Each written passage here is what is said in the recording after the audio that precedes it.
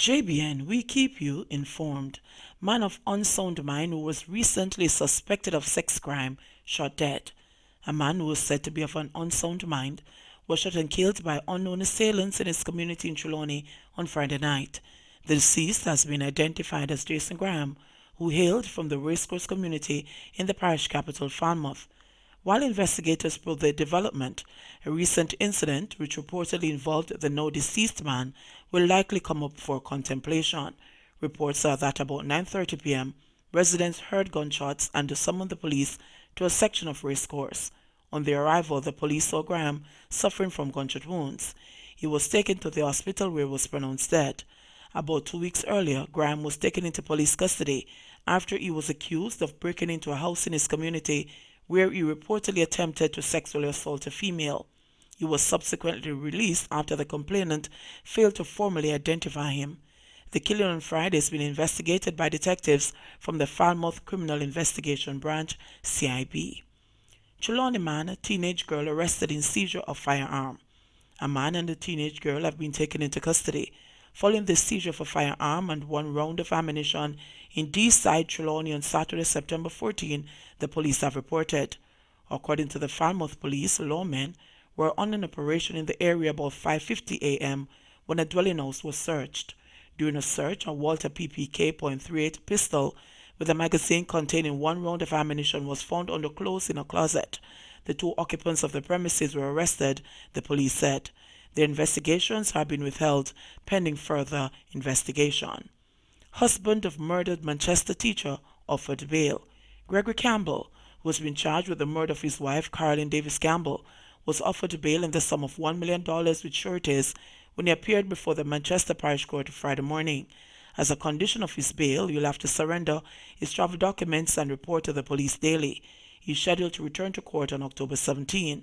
Mrs. Davis Campbell, who was a teacher at the Bishop Gibson High School, was fatally shot at her home in Melrose Mews, Manchester on July 10.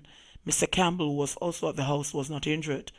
Charles Bembo, the attorney representing Campbell, believes the case against his client is flawed as there's been no causal link to link Mr. Campbell with the death of his wife.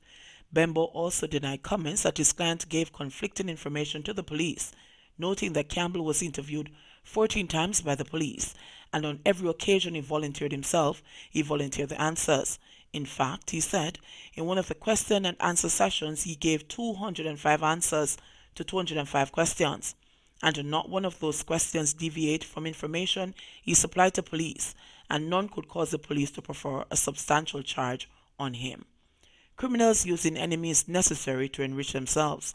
Organized criminal gangs continue to terrorize business operators, raking in millions of dollars through extortion and theft, forcing law enforcement to reevaluate their fight against more than 300 syndicates operating in Jamaica. 2018 study conducted by the Jamaica Constabulary Force's National Intelligence Bureau has uncovered that gangsters aligned to the organized Clansman gang, raking more than $57 million each year from extortion at the Spanish Town Bus Park and its environs, common sites for shootings in St. Catherine. At the same time, less organized criminal networks, often referred to as first-generation gangs, have pinned their survival on robberies, including larceny, which in Clarendon saw the theft of more than 1,000 goats last year and in excess of a dozen gang-related murders and shootings in the parish. Clarendon, its capital Maypen, a feeding tree for criminal gangs involved in extortion, is the latest of 6 limited states of public emergency (SOE) and 2 zones of special operations (ZOSO) implemented to curtail criminal activities. The report also pointed out that gangsters in the parish are financed by individuals residing overseas. While established criminal gangs are the main contributors to the Clarendon Division murder figures, non-established or groups of 3 or more persons are also significantly contributing to the division's crime statistics. Non-established gangs are mainly involved in larceny and other acquisition crimes that may lead to murder, the report stated. This phenomenon has contributed to at least 15 murders and 18 shootings over 2017 and 8 murders and 6 shootings in 2018. The Hales, Webb Lane, and One Blood gangs are heavily involved in goat theft as a means of financing their nefarious activities. The study cited the Exeter and Milk River police areas as the most affected, accounting for 257 and 200 reports of goat theft respectively. Some of the meat, according to the findings, is presumed to have been used in trade between Jamaica and countries like Haiti for guns and ammunition, while some are sold to local butchers. According to the report, the Clansman gang continues to have a major footing in Spanish Town and centered its activities primarily around the city's bus park, where members continue to tax transportation operators, shoppers, and store owners daily as part of their exploitation scheme. In 2018, $57 million was reportedly extorted from business owners in the area, which is in contrast to $85 million for the previous year, as law enforcers tightened their dragnets on gangsters from St. Catherine and those who might have migrated from nearby police divisions, including war-torn sections of Linstead. Like many of the Jamaicans, more than 300 gangs, a comprehensive police investigation has noted that Spanish Town's Clansman gang has weakened significantly, particularly due to intra-gang conflicts. Andre Blackman Bryan is the leader of one faction. He and several relatives were arrested a week before the security forces enforced a state of emergency in St. Catherine. Bryan, however, continues to influence bloodbaths from his jail cell, which is another long-standing feature of Jamaican gangs. The 2018 study conducted by the Jamaica Constabulary Force's National Intelligence Bureau asserted persons who have been taken into lawful custody by the police continue to contribute to violence while being in custody. This is evident in the Clansman gang, as a leader of the Blackman fraction of the gang rose to prominence while being in police custody, said the report, noting the participation of corrupt law officials. Gangsters operating in St. James, Westmoreland, and Hanover continue to use the illicit lottery scam as a means of financing their operations, racking up more than 332 murders last year. Almost half of the homicides reportedly stemmed from conflicts over guns and the collection and sharing of lottery scam spoils. The police have remained resolute in their commitment to stem a wave of gang rivalry in the Greater St. Andrew South Police Division, which currently houses at least 75 gangs, the most in any division across the island. Sections of the Waterhouse, Cockburn Pen, Marvelly, and Riverton communities remain areas of focus as the security forces continue an SOE put into operation in the division in July. Night human rats plagued downtown Kingston businesses. A year after the relocation of 2 nearby police posts and a burgeoning of new establishments on the Kingston waterfront, older business operators in the capital city say they are being plagued by burglars who are seemingly outmatching the police.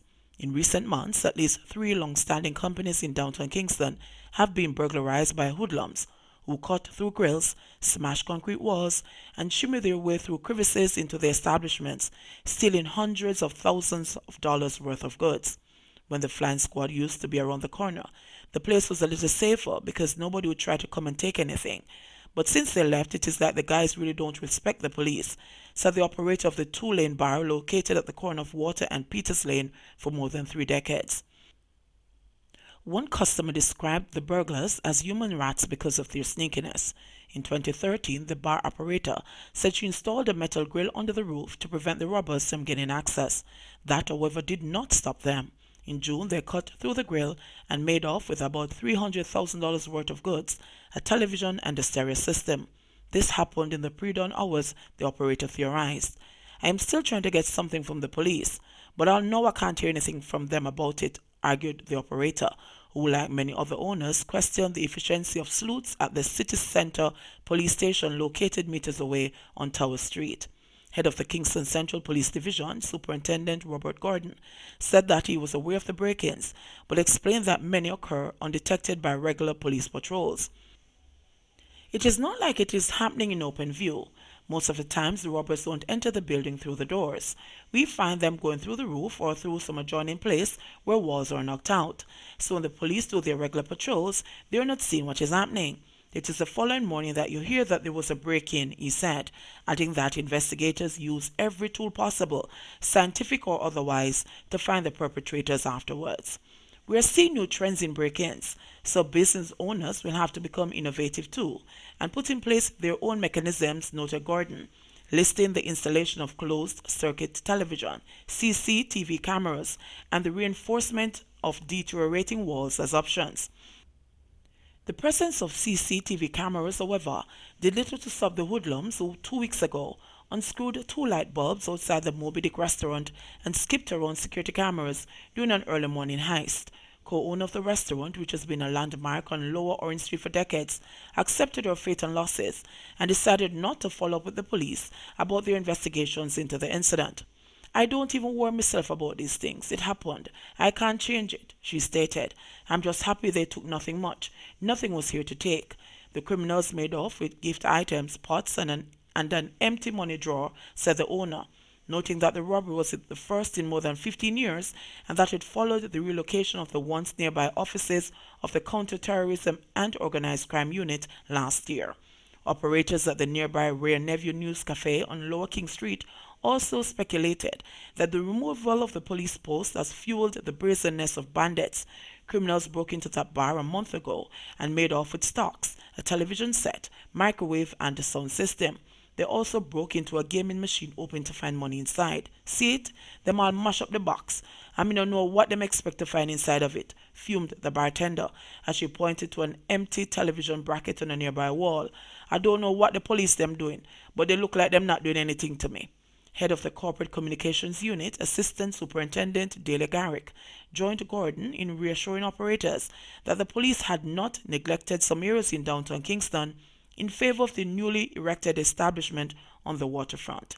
"The movement of the police will have some impact on crime, but we still have police officers on the UDC building, so there are still police officers in the space," she offered. JBN, we keep you informed. Please remember to like, subscribe, share, leave us a comment, and click the notification bell to receive our daily news items.